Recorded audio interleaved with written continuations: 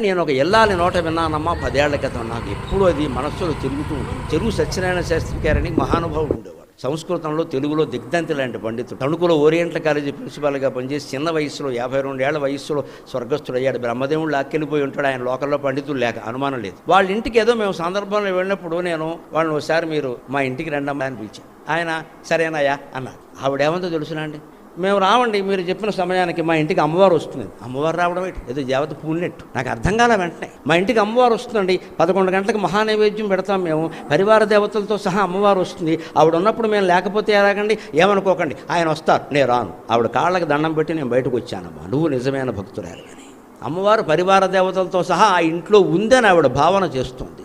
కాబట్టి నైవేద్యం సమయంలో నేను ఎక్కడికి రాను అని చెప్పింది ఆవిడ. ఆయన వస్తారు, కావాలంటే తీసుకెళ్ళండి, నేను రాను, ఏమనుకోకండి. లేదమ్మా, మీరు చేసే పని చాలా గొప్పది, మీలాంటి వాళ్ళని నమస్కారం చేసుకుంటే పుణ్యం మాకు బుద్ధి వస్తుందని వచ్చింది. అది భావన చెయ్యాలి.